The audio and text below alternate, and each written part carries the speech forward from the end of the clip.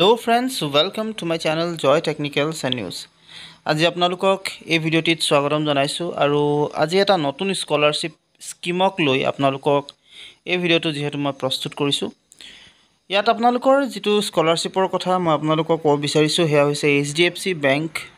Faribartans ECSS প্ৰগ্ৰামৰ অধীনত সাধাৰণতে আপোনালোকক কিছুমান স্কলাৰশ্বিপ দিয়ে তেওঁলোকে আৰু সেই স্কলাৰশ্বিপছ বিলাকৰ ভিতৰত বিশেষকৈ সেই সকলক দিয়ে যিসকলে পিজি কৰি আছে অৰ্থাৎ পোষ্ট গ্ৰেজুৱেট কৰি আছে তেওঁলোককো প্ৰদান কৰে। দ্বিতীয় হৈছে যিসকলে আন্ডাৰ গ্ৰেজুৱেট হয় অৰ্থাৎ BA BCom এইবিলাক আসলতে যিসকলে কৰি আছে কোৰ্স তেওঁলোকৰ কাৰণেও প্ৰভাইড কৰে আৰু লগতে যিসকলে সাধাৰণতে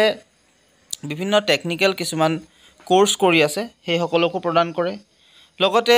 1 ৰ পৰা 12 যিসকল কৰি আছে তেওঁলোককো আসলতে এই স্কলাৰশ্বিপ প্ৰদান কৰা হয়।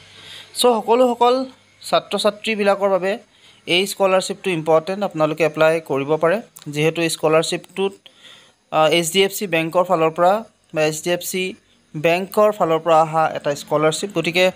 ইয়াত যেটো এমাউন্ট হ'ব কিমান আপোনালোকক এমাউন্ট প্ৰদান কৰিব হেখিনিৰ বিষয়ে জনাম। দ্বিতীয়তে আপোনালোকৰ কি দৰকাৰ হ'ব এলিজিবিলিটি হে কথাটো জনাম কেই টকাকৈ আপোনালোকক প্ৰদান কৰিব হেখিনি জনাম আৰু লগতে কিমান পাৰ্সেন্টেজ বা কিবা পাৰ্সেন্টেজৰ প্ৰয়োজন আছে নেকি ইয়াত হেখিনি কথাও আপোনালোকে এই ভিডিঅ'টিত বিতংকৈ জানিব পাব। সকলোকে প্ৰথমতে আৰম্ভ কৰিছো আপোনালোকক যিসকল পোষ্ট গ্ৰেজুৱেটৰ হয় তেওঁলোকৰ কাৰণে যেটো স্কলাৰশ্বিপ সাধাৰণতে আহিছে সেই স্কলাৰশ্বিপ বিলাকৰ বিষয়ে কম। এই যেটো স্কলাৰশ্বিপ এই যেটো স্কলাৰশ্বিপ প্ৰগ্ৰাম ইয়াত 1 ৰ পৰা 12 ৰ যিসকল ছাত্ৰ ছাত্ৰী আছে তেওঁলোকও পাৰিব ডিপ্লোমা কৰি আছে ITI কৰি আছে পলিটেকনিক আছে বা আন্ডাৰ গ্ৰেজুৱেট যিসকল আছে পিজি কৰি আছে সকলো বিলাক ছাত্ৰ ছাত্ৰী আসলতে এই স্কলাৰশ্বিপটো এপ্লাই কৰিব পাৰে আৰু ইয়াত সাধাৰণতে যেটো এমাউন্ট হয় হেয়া 75000 আপোনালোকে হয়তো পোৱাৰ চান্সেছ থাকিব। এটা কোনে কোনটো গ্ৰেজুৱেট কৰিলে কিমান পাব আন্ডাৰ গ্ৰেজুৱেট হলে কিমান পাব বা যিসকল পিজিৰ হয় তেওঁলোকে কিমান পাব হাই সেকেন্ডাৰী ফাৰ্ষ্ট ইয়াৰ সেকেন্ড ইয়াৰ পা আদি কৰি যিসকল 1 ৰ পৰা যিসকল 12 লৈকে আছে হেখিনি হেসকলে যদি এপ্লাই কৰে কিমান পাব হেতৰ বিষয়ে জনাও। প্ৰথমতে পোষ্ট গ্ৰেজুৱেট যেটো ষ্টুডেন্ট বিলাকৰ কাৰণে আহি যাও। সো ইয়াত যেটো এলিজিবিলিটি হ'ব ইয়াত আপোনালোকক এলিজিবিলিটিত কথা কৈছে তাত আপোনালোকক উল্লেখ কৰিছে পোষ্ট গ্ৰেজুৱেট কোৰ্স হোৱাটো আৰু জেনাৰেল কোৰ্সেছ যেনেকে MCom বা তেনেকুৱা ধৰণৰ যিবিলাক কোৰ্স আছে তেওঁলোকে সাধাৰণতে ক'ব পাৰিব MA কৰা সকলো পাব লগতে প্ৰফেশনাল কোৰ্স MTech MBA এই সকলো আসলতে পাব আৰু লগতে ইয়াত যিসকল কোৱালিফাই কৰা এক্সামিনেশন বা যিখিনি আসলতে ইয়াত আপোনালোকৰ এলিজিবল লাগিব 55% মাৰ্কস কিন্তু আপোনালোকক দৰকাৰ হ'ব 55% মাৰ্ক যদি আছে তেতিয়াহলে আপোনালোকে এপ্লাই কৰিব পাৰে। তাৰ পাছত আপোনালোকক দৰকাৰ হ'ব আপোনালোকৰ যেটো এনুৱেল ইনকাম বা আপোনালোকৰ যেটো ফ্যামিলি ইনকাম এই ফ্যামিলি ইনকামটো 2.5 লাখতকৈ আসলতে বেছি হ'ব নোৱাৰে। যিসকল ছাত্ৰ ছাত্ৰী বিশেষকৈ যিসকল ছাত্ৰ ছাত্ৰীয়ে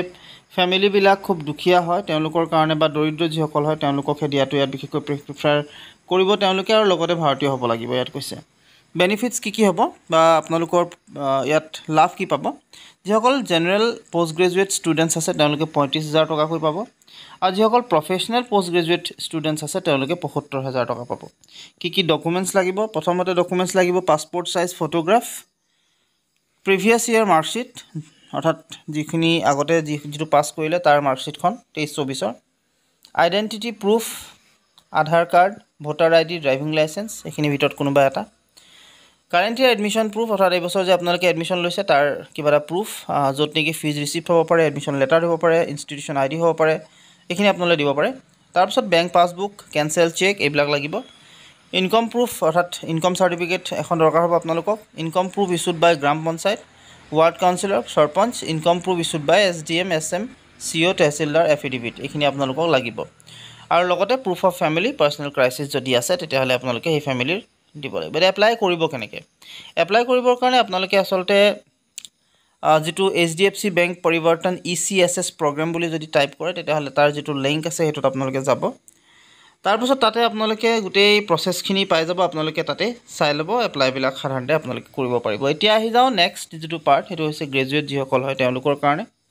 তেওঁলোকেনো কি কেনেকে সুবিধাবিলাক আদায় কৰিব পাৰিব বা কি কথা থাকিব এখিনি আপোনালোকক জনাইছো। প্ৰথমতে এলিজিবিলিটি আপোনালোকে গম পাইছেই গ্ৰেজুৱেচন যিসকল কৰি আছে অৰ্থাৎ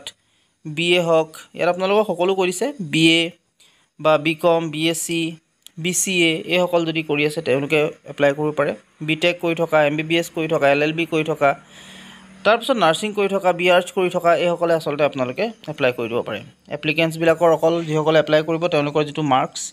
55% মাৰ্কছ মিনিমাম লাগিব এনুৱেল ইনকাম ফেমিলিৰ যিটো এনুৱেল ইনকাম হ'ব ইনকাম চাৰ্টিফিকেট 2.5 লাখতকৈ বেছি হ'ব নোৱাৰিব আৰু সাধাৰণতে ইয়াতো একেটাই বাকী যিখিনি মই কথা ইতিমধ্যে কৈছিলোঁ সেইখিনি এটা জেনেৰেল যিসকল আণ্ডাৰ গ্ৰেজুৱেট হ'ব অৰ্থাৎ যিসকল BA কৰি আছে জেনেৰেলি বা BSc কৰি আছে বা BCom কৰি আছে এই জেনেৰেল যিসকল আণ্ডাৰ গ্ৰেজুৱেট যিসকল ছাত্ৰ ছাত্ৰী তেওঁলোকে 30,000 টকা কৰি তেওঁলোকক দিব আৰু লগতে যিসকল প্ৰফেশ্যনেল আণ্ডাৰ গ্ৰেজুৱেট হয় অৰ্থাৎ যিসকলে বিভিন্ন প্ৰফেশ্যনেল কোৰ্ছবিলাক কৰি আছে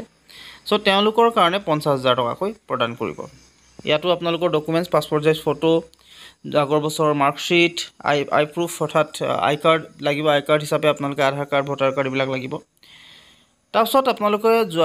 নতুনকৈ এডমিশ্যন লোৱা অৰ্থাৎ এইবছৰ এডমিশ্যন লোৱা যিখন ৰিচিপ্ট সেইখন লাগিব বা আপোনালোকে এডমিশ্যন লেটাৰ লাগিব বা ইঞ্চুৰেঞ্চ ID লাগিব আপোনালোকক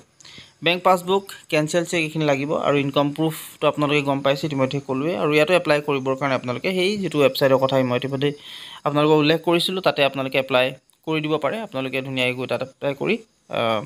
ইয়াত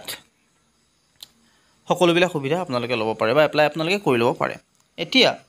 ইয়াৰ যিটো থাৰ্ড পাৰ্ট অৰ্থাৎ আপোনালোকক যিটো মই কৈ আছিলোঁ যে যিটো হাই ছেকেণ্ডেৰী 1ৰ পৰা যিসকল আচলতে 12ৰ আছে সেইসকলৰ যিটো পাৰ্ট সেই পাৰ্টটোত আচলতে আপোনালোকে কি পাব বা কি আপোনালোকে পাব ছেম টু ছেম আপোনালোকৰ গোটেই সুবিধাবিলাক একেই এপ্লাই আচলতে কৰিব কেনেকৈ বা যিখিনি আপোনালোকৰ ইয়াত দৰকাৰ হ'ব সেই গোটেই বস্তুখিনি আপোনালোকৰ প্ৰায় একেই এটাই কথা ইয়াত যিটো এমাউণ্ট হ'ব সেই এমাউণ্টটো আচলতে বাকীকেইটাতকৈ যেনেকৈ গ্ৰেজুৱেট কৰোঁতে পোষ্ট গ্ৰেজুৱেট কৰোঁতে আচলতে আপোনালোকে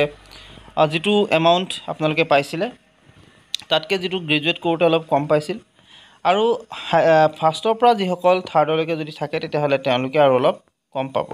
চ' এইখিনি আছিল আপোনালোকৰ কাৰণে আজি সবিশেষ আশা কৰিলোঁ আপোনালোকে গোটেই কথাখিনি ভালদৰে শুনিলে বা বুজি পালে চ' যদি আপোনালোকে ভিডিঅ'টো ভাল পালে তেতিয়াহ'লে লাইক এটা কৰিব শ্বেয়াৰ কৰিব বুলি আশা ৰাখিলোঁ আৰু লগতে চেনেলটো ছাবস্ক্ৰাইব কৰি কাষত থকা যিটো বেল আইকন সেইটো প্ৰেছ কৰি ৰাখিব এইখিনি আছিল আজিৰ আপোনালোকক এই ভিডিঅ'টিত যেহেতু বহুত দিন মই ভিডিঅ' আপোনালোকক প্ৰদান কৰা নাছিলোঁ আজি আপোনালোকক আগবঢ়ালোঁ গতিকে আপোনালোকে ভিডিঅ'টি যিমান পাৰে সিমান শ্বেয়াৰ কৰি দিয়ক আৰু আপোনালোকে যদি কিবা থাকে কমেণ্টত আপোনালোকে জনাব মই আপোনালোকক যিখিনি মোৰ ফালৰ পৰা মোৰ সাধ্যৰে আপোনালোকক যিখিনি মই জানো সেইখিনি আপোনালোকক মই উল্লেখ কৰিম বা বুজাম বা ক'ম আপোনালোকক গতিকে বাকী আপোনালোকে এপ্লাই কৰক এইটো পোৱাৰ আপোনালোকে পাবও পাৰে গতিকে যেহেতু 55%ৰ ওপৰৰ সকলে এপ্লাই কৰিব পাৰে গতিকে আপোনালোকে কৰি থওক নিশ্চয় আপোনালোকে যদি পাই যায় ভালে কথা আৰু যদি ভালে সকলো বস্তু ঠিকে থাকে তেতিয়াহ'লে আপোনালোকে হয়তো পাই যাব পাৰে সেইবাবে আৰু ডকুমেণ্টছ যিকেইটা বিচাৰিছে সেইখিনি ডকুমেণ্টছ কিন্তু আপোনালোকে একদম শুদ্ধভাৱে দিব আৰু যিখিনি যদি এপ্লাই যেতিয়া কৰিব এপ্লাই কৰোঁতে এটা কথা মন কৰিব যাতে ভুল নহয় ভুল হোৱাৰ লগে লগে আপোনালোকৰ এইটোতো কেঞ্চেলেই হৈ যাব আপোনালোকে জানেই গতিকে ভুল হ'ব নালাগে শুদ্ধভাৱে আপোনালোকে সকলোৱে এপ্লাই কৰি ল'ব চ' আজিলৈ আপোনালোকে এইখিনি কথা জনাই এই ভিডিঅ'টোৰ পৰা বিদায় মাগিছোঁ